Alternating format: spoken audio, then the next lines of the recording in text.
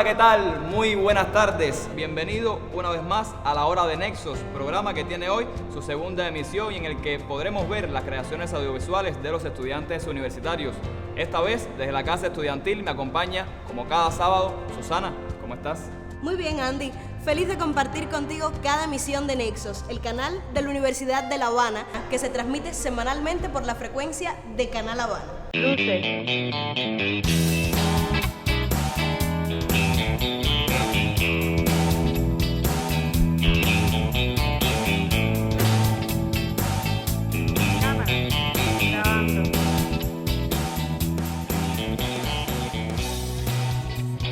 Este país tiene cosas que encantan. En todas las esquinas hay una historia, en todas partes hay música.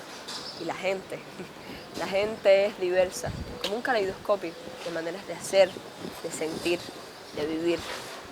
¿Tú has mirado alguna vez por un caleidoscopio? Yo soy Jaime y quiero ponerle rostro al día a día de Cuba. Por eso ando por ahí, conociendo gente común que desde un pedacito hace cosas extraordinarias. Sigue la historia, que en este caleidoscopio todos los colores cuentan.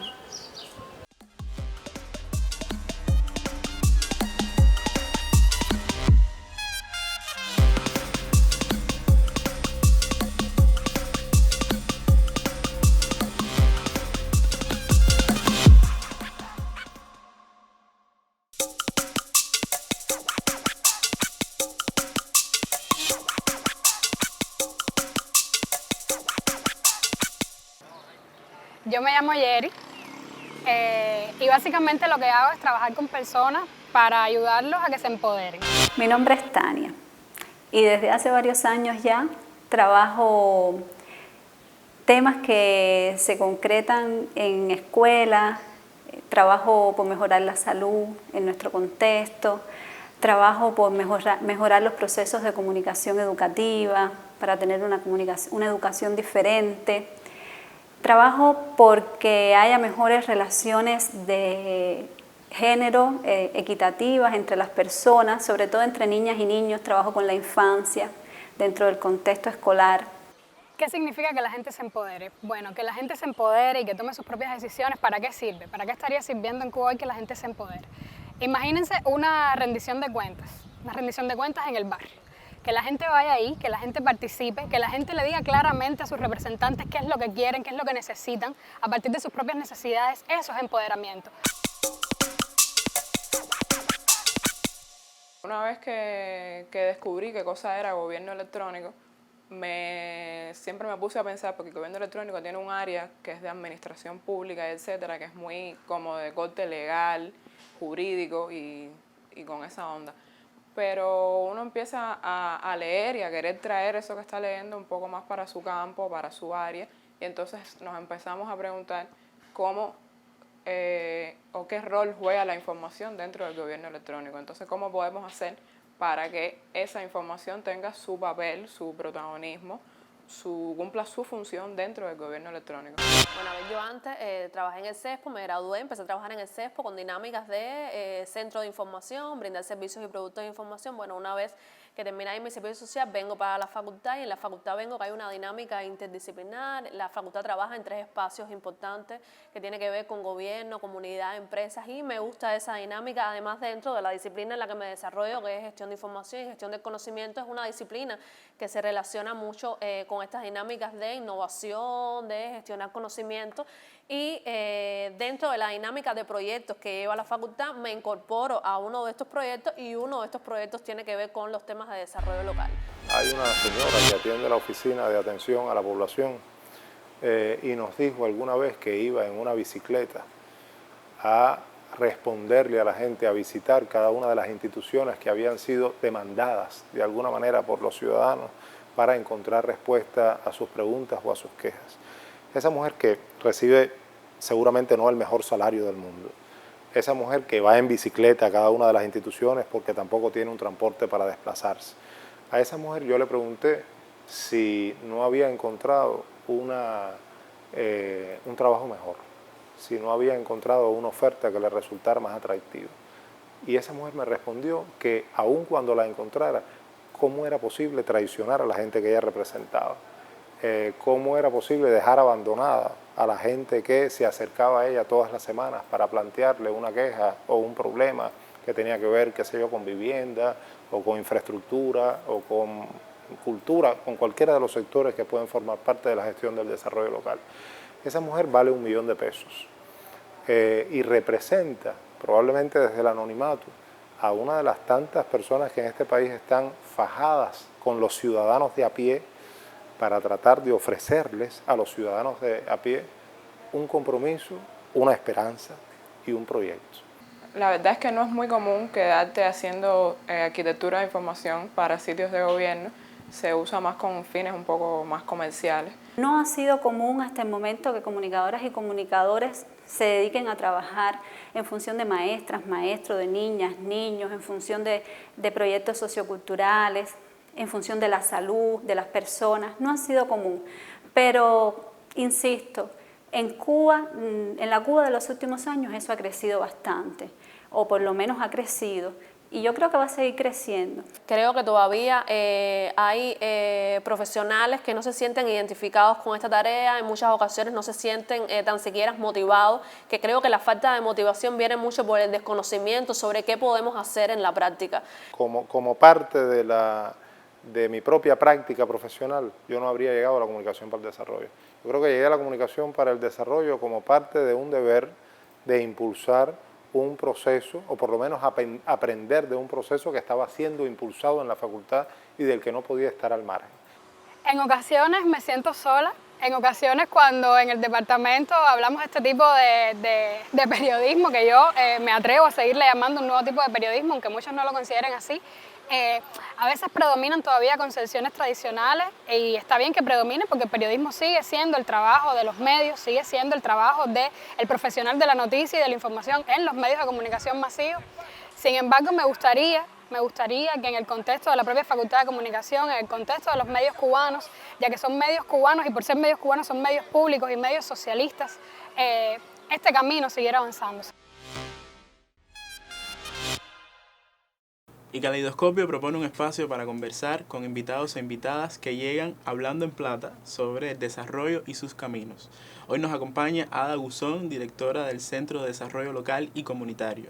Gracias, Ada, por estar con nosotros. Gracias por la oportunidad. Hoy estamos hablando sobre desarrollo y hay una frase que se conoce mucho que es el desarrollo centrado en el ser humano. ¿Qué significa eso? Significa que las personas justamente son el objetivo fundamental de ese desarrollo que se está implementando, pero no es lo mismo desarrollo para las personas que desarrollo con las personas. O sea, ahí habría que cualificar la frase, ¿no?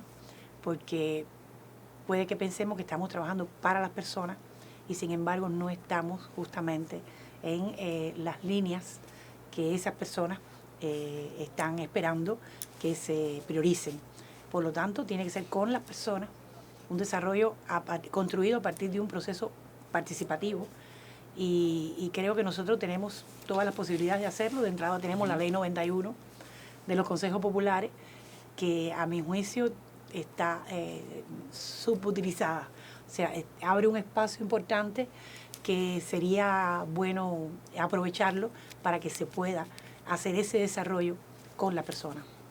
Usted ha hablado ya de algunas cosas que tiene Cuba, pero ¿qué asignaturas le quedan pendientes a Cuba en el término de un desarrollo centrado en las personas? Creo que lo primero sería saber de qué desarrollo estamos hablando.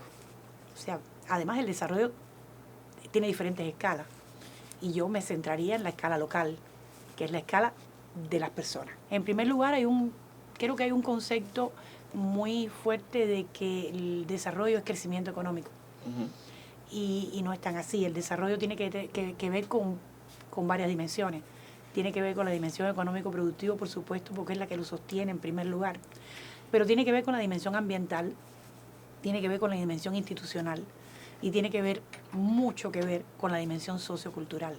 Y si no hay un enfoque de ese desarrollo, y estamos hablando de lo local específicamente, desde esa visión integral, pues tampoco al final se puede llegar a lo que se aspiraría como desarrollo, ¿no? Por lo tanto, lo primero sería un poco tratar de aclarar de qué estamos hablando cuando hablamos de desarrollo y de qué estamos hablando cuando hablamos de desarrollo local. porque además en el municipio hay dos ámbitos. El ámbito de lo que está en el municipio, pero que no lo maneja el municipio porque está subordinado a otros niveles, y está lo que sí es local, que es lo que se invisibiliza casi siempre, que son pequeñas actividades, pero que van directamente a satisfacer a esa población, ¿no? que vive ahí, a esa sociedad local. Por lo tanto, habría que ganar mucho en poder, en primer lugar, comprender de qué se trata y trabajar justamente en esa dirección, ¿no? Muy bien, Ada.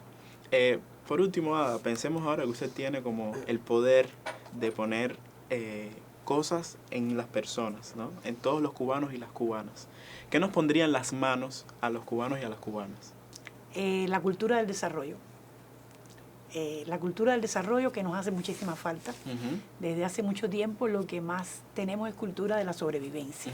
O sea, cómo poder, con todas las situaciones adversas que hemos tenido durante tanto tiempo, cómo podemos cambiar esa cultura por la cultura del emprendimiento, ¿no?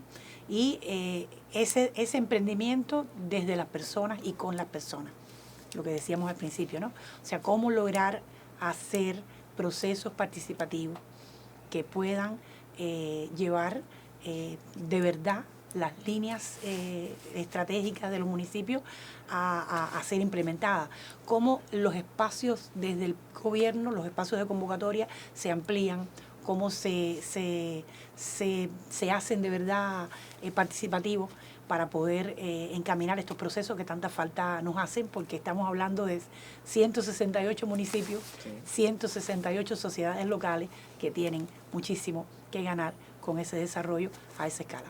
¿Y qué nos pondría en la cabeza, en la mente?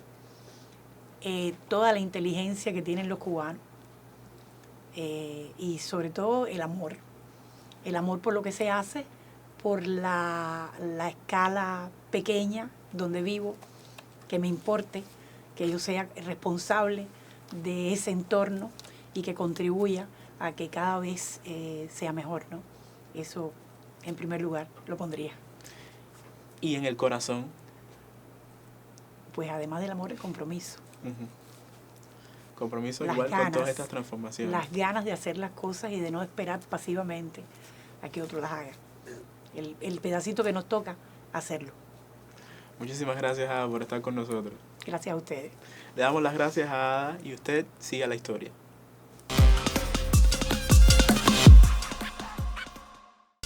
Los protagonistas de hoy son 5 profesoras y profesores que impulsan otras maneras de hacer comunicación e información.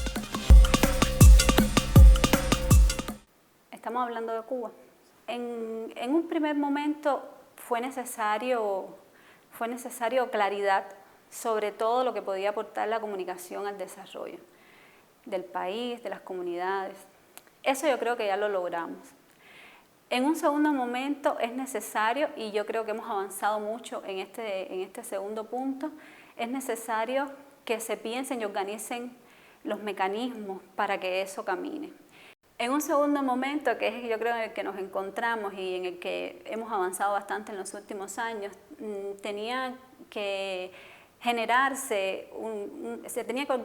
organizarse una serie de cosas en la sociedad cubana para que también estos procesos pudieran avanzar, crearse estructuras para esto, crearse leyes para esto, porque nosotros no podemos aspirar a que exista una comunicación local, una comunicación de los servidores públicos, de las personas que trabajan en el gobierno local con la ciudadanía, si no reconocemos que en ese espacio tiene que haber comunicadoras y comunicadores. Nosotros no podemos pensar que la salud necesita de la comunicación para que haya mejor calidad de vida si nosotros no dedicamos y no pensamos en cuáles son las personas que lo pueden hacer en ese sector.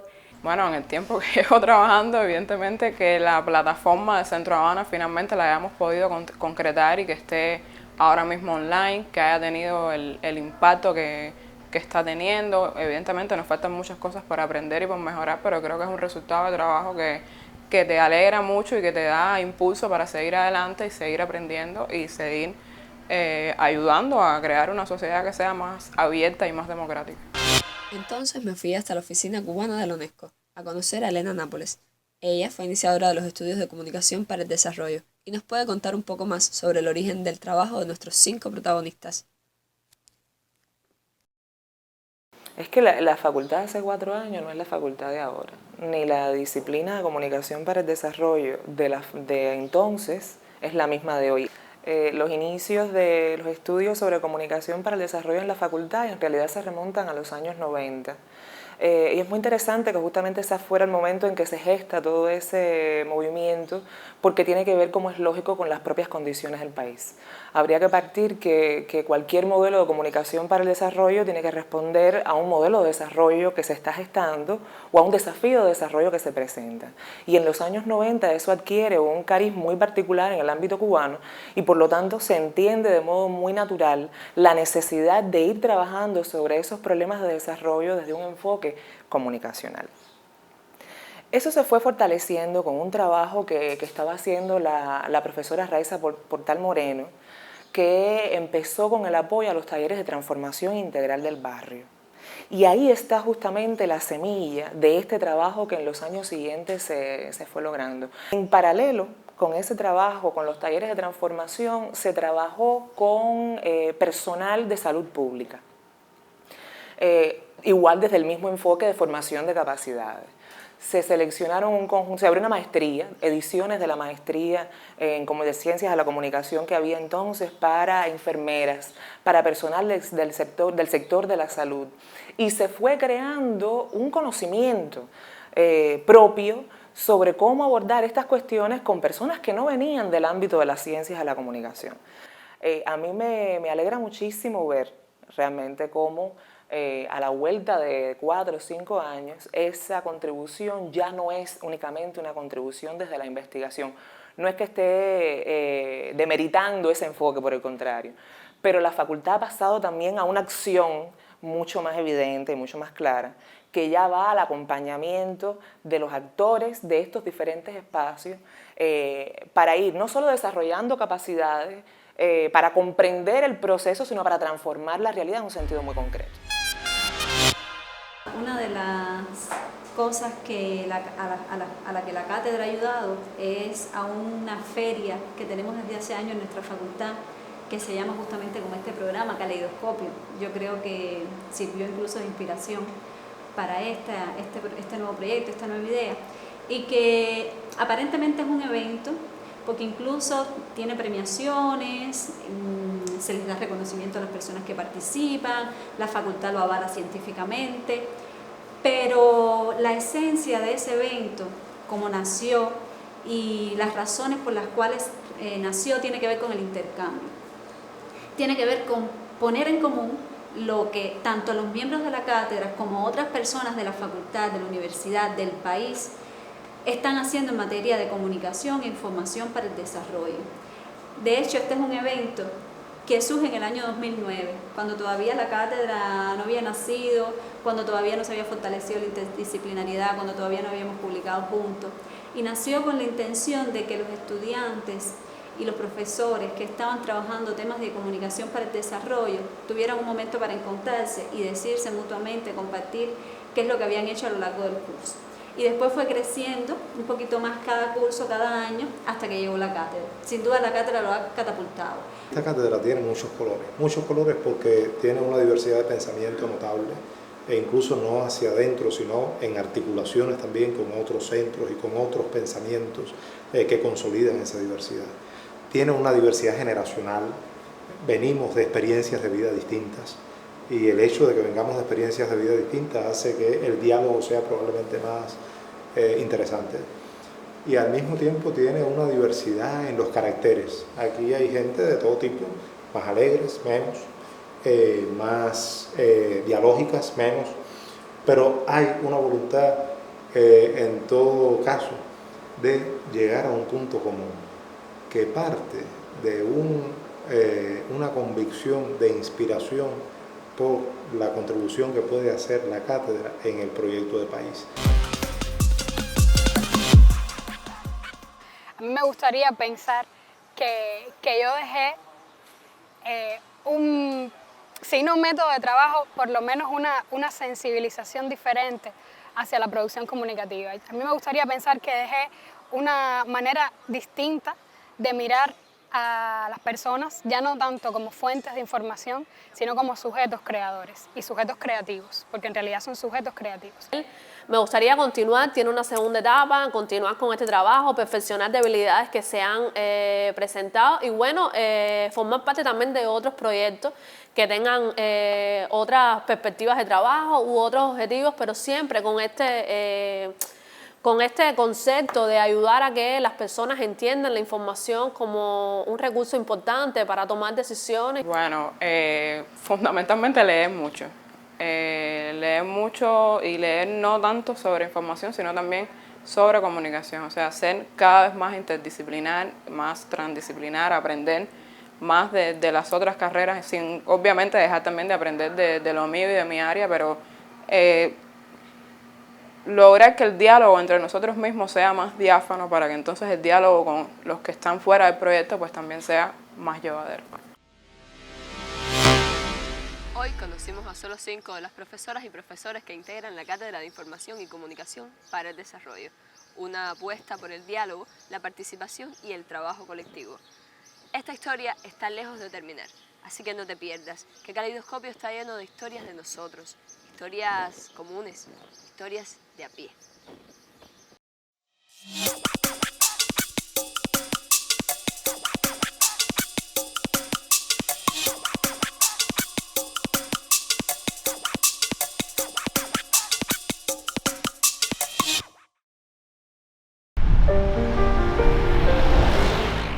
Hay nexos que nunca se rompen, y uno de ellos es con el lugar donde hacemos la universidad.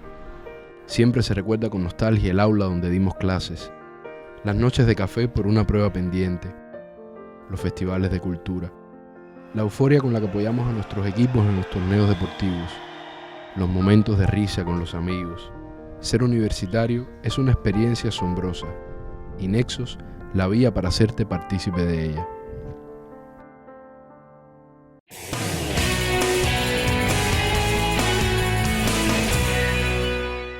Hacia el alma mater nos vamos ahora, en esta ocasión, para conocer la vida personal y profesional del doctor en ciencias Luis Montero, destacado profesor de química, presidente del Consejo Científico de la Universidad de La Habana.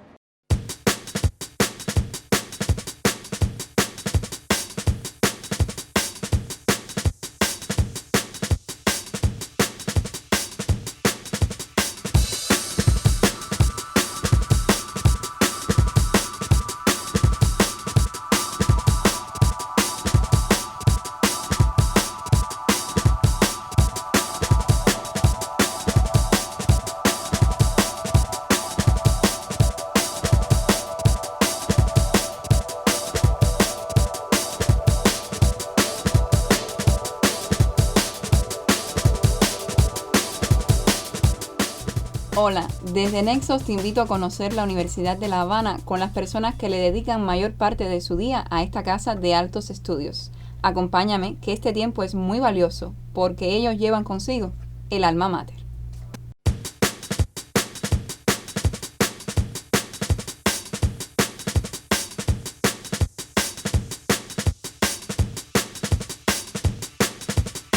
Y nos satisface muchísimo poder conversar hoy con un profesor de esos emblemáticos de la universidad y que los estudiantes consideran un fuera de serie. Un profesor que ya le ha dedicado más de 50 años de su vida al alma mater, sobre todo desde su querida Facultad de Química. Te invito entonces a conocer un poco sobre el panorama de la ciencia en la universidad para comprender mejor por qué tanta entrega y pasión. Casi 3 siglos cuenta la Universidad de La Habana, lo suficiente para tener un amplio desarrollo en áreas como la cultura y el deporte. Más, si en algo se destaca esta casa de altos estudios, es en la investigación científica. Los proyectos que se llevan a cabo responden a las líneas de investigación de la Universidad de La Habana y abarcan aspectos esenciales como la biotecnología, la energía renovable, el desarrollo local y la seguridad alimentaria.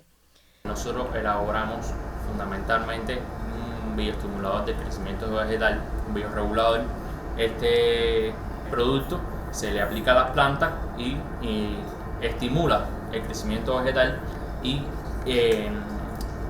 las protege contra ciertos y determinados tipos de estrés. Diversas áreas del conocimiento se potencian en la Universidad Capitalina, desde las ciencias exactas hasta las humanidades. No obstante, entre los proyectos de mayor repercusión están aquellos que de un modo u otro contribuyen al mejoramiento del sistema de salud pública. Aquí se empezó la vacuna contra el hemófilo influenzae, que fue una de las vacunas que actualmente se le aplica a los niños para el tratamiento de esa enfermedad. También aquí se han realizado síntesis y producción de diferentes fertilizantes y demás que han ido ayudando también a la economía nacional. La idea del proyecto es hacer una modelación biomecánica de la córnea humana y, como perspectiva futura, hacer la modelación del ojo como un todo.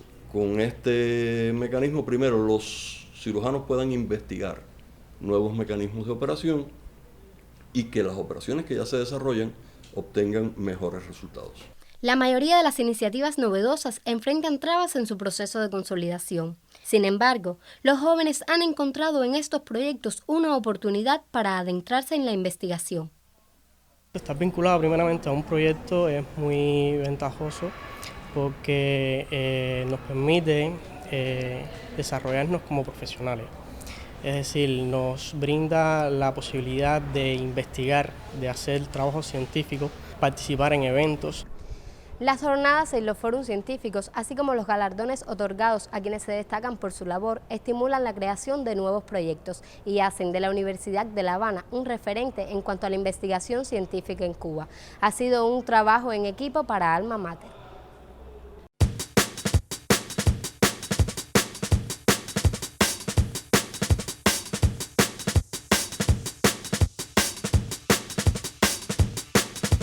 Y ya te lo anunciaba, nuestro invitado es un profesor e investigador titular de la Facultad de Química, cuya trayectoria profesional y como docente no solo es conocida en Cuba, sino en el extranjero, sobre todo en Europa y en los Estados Unidos. Profesor que tiene un currículo interminable porque, aunque ya rebasa los 70 años de vida, continúa dando clases. Es profesor emérito de la Universidad de La Habana. Con solo mencionar su nombre en el campo de la ciencia y la academia cubana, y ya no hacen falta más presentaciones, y además le desbordan humildad y sencillez. La bienvenida para el doctor Luis Alberto Montero Cabrera. Muchas gracias. El profesor Montero lidera el Consejo Científico de la Universidad de La Habana, fue presidente de la Sociedad Cubana de Química, tiene varios proyectos también asociados a la química computacional, a la bioinformática. ¿Cómo se da ese interés suyo para estudiar química? En realidad, la época era una época en que había que estudiar ciencia.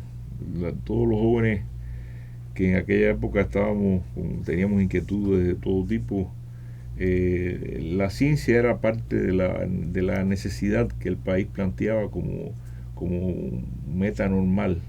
De hecho, por familia yo debía haber estudiado ingeniería, pero hubo buena captación, vamos a decirlo de esta forma, por algunos profesores que eran estudiantes. Un profesor era estudiante, el profesor mío de pre era estudiante de química, y nos trajo a mí y a varios compañeros míos aquí a la Facultad de Química, lo que hoy en día es la Facultad de Química, en aquella época era la Escuela de Química, a ver aquello. No me arrepiento en lo más mínimo. Lo que sí, evidentemente, tuve que ampliar mucho el horizonte y aprendí también. La química me enseñó a la multidisciplina. Entonces, pienso que fue una buena opción. Particularmente me siento amante del conocimiento y si hubiera estudiado quizás geografía me hubiera encantado también. Y es indiscutible que toca a la universidad investigar y hacer ciencia en alianza también con los centros del polo científico del país.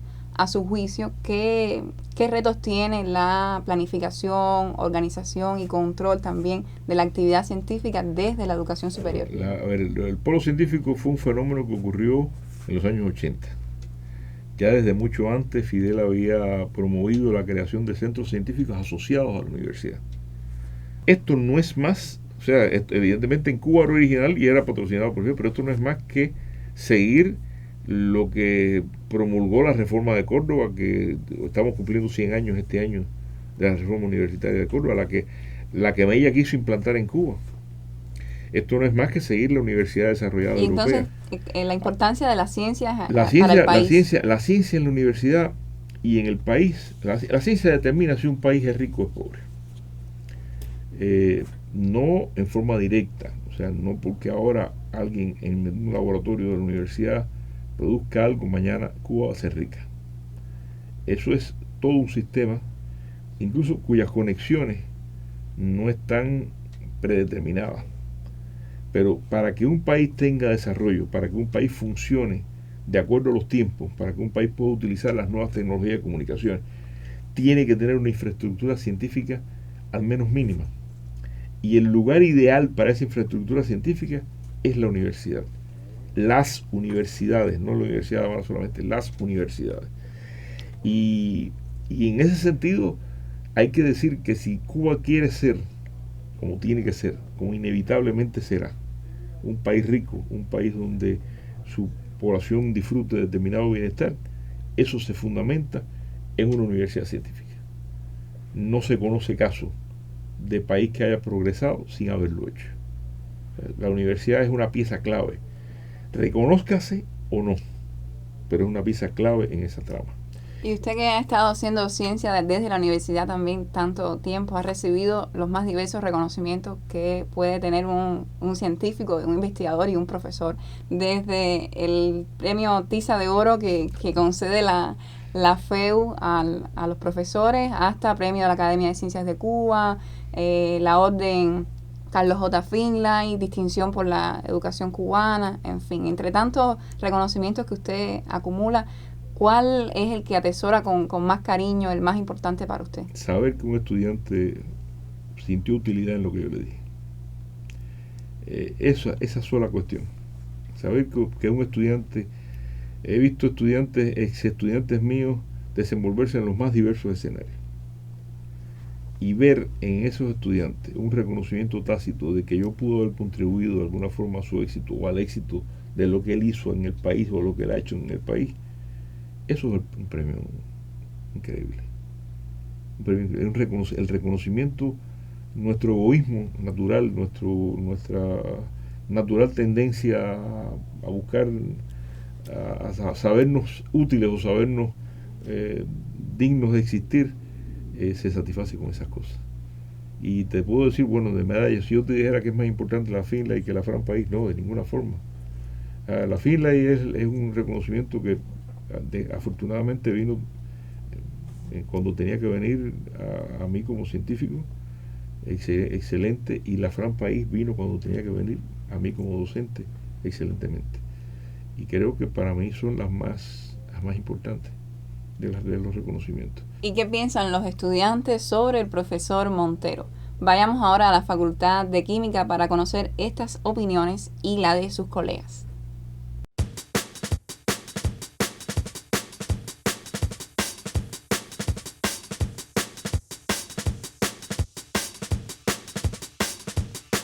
Entre todos los estudiantes está más que difundida ese gran interés de saber de su vida, de ser como él, y no solo estudiantes de química, sino de otras facultades como el propio INTEC y en otros lugares que están interesados en la química computacional y lo ven a él como un paradigma. Por el lado científico, pues basta con buscarlo en Google, ¿no? Buscar toda su trayectoria científica, es impresionante lo que ha hecho el profesor Montero. Trabaja desde tiempos donde las computadoras eran casi monstruos, no eran lo que son hoy, tan pequeñas y tan finas. Es un excelente profesor, un excelente profesional. Sus clases van más allá de la química porque él siempre trata de enseñarnos sobre la vida de un profesional, de un investigador. Es un muy gran investigador, es un profesor de mérito, como ya ustedes sabrán, y como persona realmente es una persona muy sociable, que le gusta conocer a los estudiantes. Debido a que es un profesor excelente, es decir, pedagógicamente hablando, no solo tiene un vasto conocimiento de las asignaturas que imparte, sino que tiene una gran cultura general y como que va introduciendo en cada clase y hace que el estudiante esté todo el tiempo atendiendo y no pierda el hilo de las clases. Estudiar química computacional con el profesor Montero fue una experiencia muy buena, a pesar de que es una asignatura que no suele gustarle mucho a los estudiantes porque es un poco difícil, pero él sabe transmitirla de una forma muy amena y siempre nos obliga a superarnos. A la par de la ciencia lleva otras cosas que cuestan mucho tiempo y además cuestan también salirse del tema, ¿no? de como tal la ciencia, sino que hace muchos artículos para Cuba Debate, interviene en muchos temas que son de corte social, a veces de corte político también, que le da como un plus, ¿no? Como persona. Y también es excelente la manera en que habla, motiva, inspira a los estudiantes. Excepcional.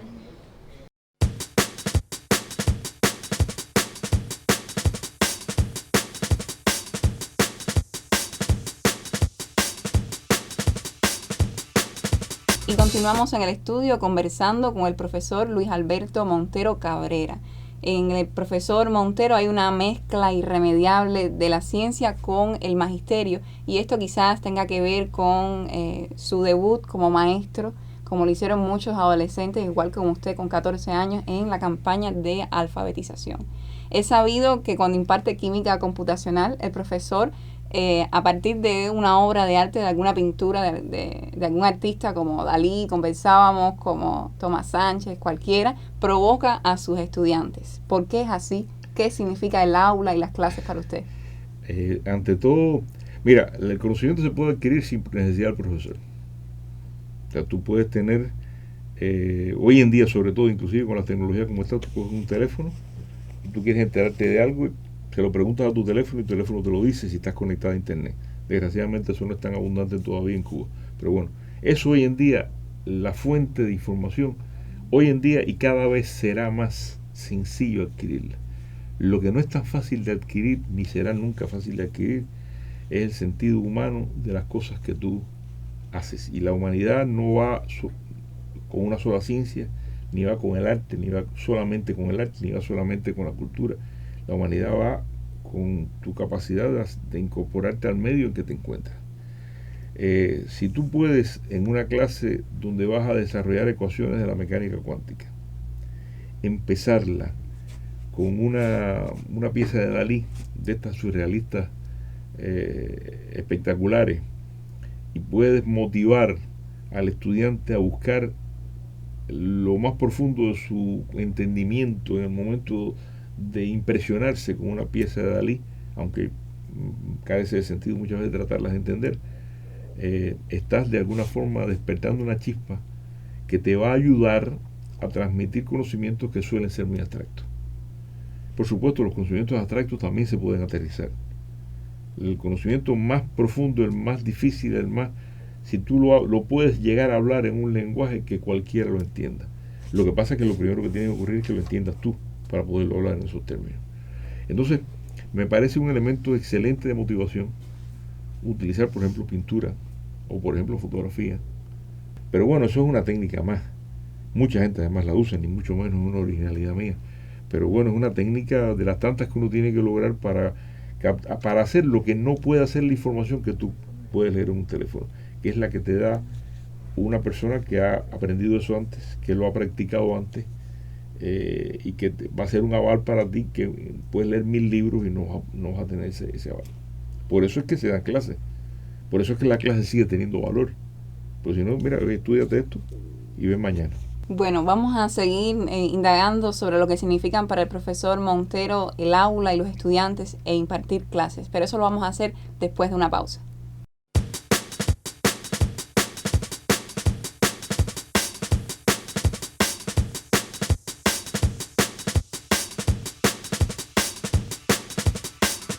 Siempre ha sido un individuo muy ocupado y preocupado de sus padres, una atención esmerada con su madre, esté o no cerca de él. ¿Qué decirte yo de sus hijas? Es un padre para mí ejemplar. Ha sido buen hijo, ha sido buen padre y bueno, por supuesto, una persona, un individuo humano, un ser humano que es buen hijo y es buen padre. ¿Qué voy a contarte para ser esposo? Lo que pasa es que desde el punto de vista de mi visión como esposo, yo lo definiría como un buen amigo, un buen compañero y un buen esposo. O sea, para todos puede ser un gran científico, pero para mí es mi padre, que lo sabe todo, como la persona que yo tengo que consultar todo el tiempo para saber que estoy haciendo las cosas bien. En fin. que mi papá es todo, o sea, es mi pasado, es mi presente, es mi futuro. El día que no esté, yo todavía como que no estoy preparada para eso, porque es mi paradigma.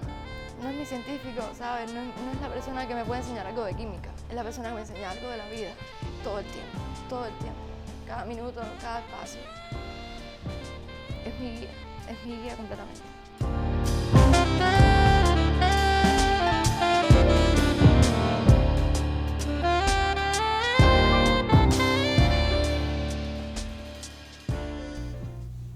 Y la ciencia en la vida del profesor Montero ocupa también el espacio de la casa. Su esposa también es profesora de la Facultad de Química. Sus 3 hijas, 2 de ellas han desandado este camino desde la química, la bioquímica y la más pequeña también de la comunicación, que en la comunicación también se hace ciencia. ¿Cómo es ciencia? ¿Cómo se da la dinámica familiar? ¿Se habla también de ciencia en casa? ¿A qué dedican el tiempo? La dinámica familiar no puede forzarse. La dinámica familiar puede abarcar desde las cuestiones triviales de la vida, de si se lavó la ropa, hasta precisamente cuestiones de la política, cuestiones del conocimiento, cuestiones. Decirte que en mi casa se discute ciencia en la hora de comer sería una pedantería. Sí, puede discutirse ciencia y puede discutirse cualquier otra cosa. Y puede además discutirse. O sea, no, pero lo que sí es parte de nuestra vida y naturalmente tiene que estar presente en algún momento. Pero no creo que sea natural decir que hacemos un esfuerzo particular por hablar de ciencia en la casa. Se habla de ciencia cuando hay que hablar de ciencia y se habla de una novela cuando hay que hablar de novela. Se habla de literatura cuando hay que hablar de literatura y se habla de problemas familiares cuando hay que hablar de problemas familiares. Lo que sí no se excluye la ciencia porque forma parte de la vida. Es lo que podría responderte a esa pregunta. ¿Y esta familia de científicos cómo prefiere pasar el tiempo reunido? Con una botella de vino y algo que picar y resolviendo todos los problemas del mundo. Esos son los momentos más felices. ¿Qué le falta por hacer al profesor Montero? Casi todo. La vida no me va a alcanzar. Yo quisiera... Tengo un droncito chiquito sí que me conseguí, que estoy desesperado por volarlo y no he tenido tiempo para volarlo. Me encanta coleccionar películas. Soy un fan del cine prácticamente desde que era un adolescente, o mucho antes inclusive. Me gusta la literatura, la buena literatura, ya hoy en día sobre todo la policíaca. Pero la policíaca estilo Simenon, estilo Padura, donde la novela policíaca es el hilo conductor de una realidad. Y me gusta escribir tratando de expresar ideas que yo creo que son más comprensibles, aunque sean referidas a cuestiones que muchos tratan como impenetrable ciencia básica. Me gusta eso mucho. Hacía muchos años que no practicaba la escritura de textos no necesariamente científicos. Y últimamente estoy escribiendo y me gusta cómo me quedan. No siempre tengo el éxito que desearía, pero bueno, algunas veces lo publican y la gente lo lee. Eso me ha creado una nueva expectativa que no esperaba, sinceramente. Yo he publicado más de 150 artículos científicos, que eso es literatura pura y dura, eso es expresar en inglés inclusive hechos científicos demostrables, que uno convenza al árbitro que va a decidir si se publica o no ese artículo, y más aún que uno convenza al posible lector de hechos experimentales o teóricos que uno haya alcanzado. Pero esta otra literatura es mucho más retribuyente, porque tú ves que se arman discusiones en torno, sobre todo en los medios actuales, que después la gente pone sus opiniones y se arman discusiones, provocan discusiones acerca de cosas en las que aprendo mucho más de lo que yo tuve que aprender para escribir lo que escribí. O sea, es muy retribuyente eso. Pues te invitamos a ti también a seguir al profesor Montero en Cuba Debate, que ahí lo podemos encontrar también como articulista. Profe, muchísimas gracias por acompañarnos hoy. Y muchas gracias a ti por esta bellísima entrevista. Y tú recuerda que este es un programa con muy buena fe, para los que la sueñan, los que han salido y los que están, porque como el alma mater, somos de corazón Universidad. Nos vemos.